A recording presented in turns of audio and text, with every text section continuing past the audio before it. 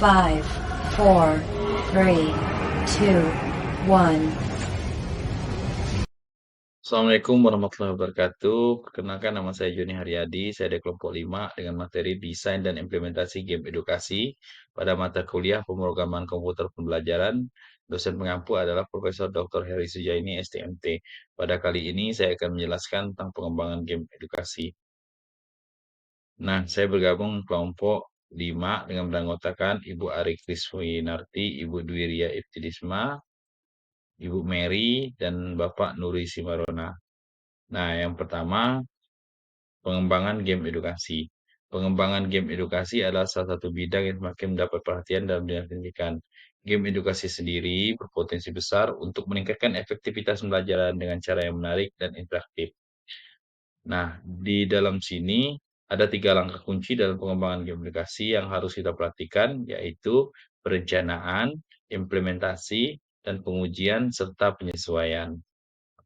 Nah, pada tahap perencanaan, tahap ini melibatkan pengidentifikasian tujuan pembelajaran yang ingin dicapai, audiensi target, dan konten pembelajaran yang akan disampaikan melalui game. Nah, perencanaan yang baik akan membantu pengembangan game yang untuk menentukan tujuan pembelajaran, target audiensi, desain game, dan evaluasi game. Nah, pada tahap perencanaan ada 3 langkah yang harus diperhatikan. Yang pertama adalah identifikasi tujuan edukasi, apa yang ingin dicapai dalam game edukasi tersebut, apakah keterampilan atau pengetahuan. Dan kemudian yang kedua adalah materi pembelajaran. Nah, kita harus memilih materi pembelajaran yang sesuai atau relevan dengan game yang akan kita kembangkan. Dan kemudian desain level dan progression. Merencanakan struktur permainan dengan merancang tingkatan atau level yang memiliki tingkatan kesulitan yang bertahap. Nah, ini membantu memastikan bahwa pemain secara bertahap mengembangkan keterampilan mereka. Kemudian tahap yang kedua adalah tahap implementasi. Pada tahap ini, pengembangan game edukasi melakukan tahapan desain atau pengembangan yang dirancang dalam konsep permainan. Tahap desain tersendiri dari gameplay, karakter, tingkat kesulitan, dan elemen-elemen visual yang akan digunakan. Nah, dalam tahap implementasi juga ada 3 langkah. Yang pertama adalah pemrograman gameplay, mulai mengembangkan gameplay sesuai dengan desain yang telah dirancang. Kemudian integrasi grafik, animasi, dan suara jika perlu ditambahkan elemen visual, animasi, dan elemen suara ke dalam game, sehingga membuat game itu lebih menarik. Kemudian yang ketiga adalah pengujian game awal. Uji coba permainan yang memastikan bahwa gameplay dasar fungsi dengan baik, identifikasi bugs atau masalah teknik yang mungkin muncul selama tahap awal ini.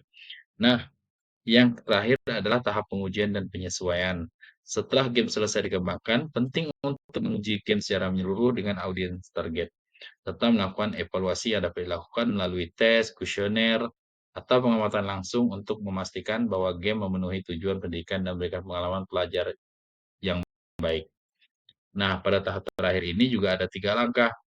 Yang pertama adalah uji coba internal, melibatkan tim pengembang dan orang lain untuk menguji game. Nah, kemudian uji coba eksternal dengan kelompok target, uji coba game dengan kelompok target yang sesuai dengan pemain yang dituju.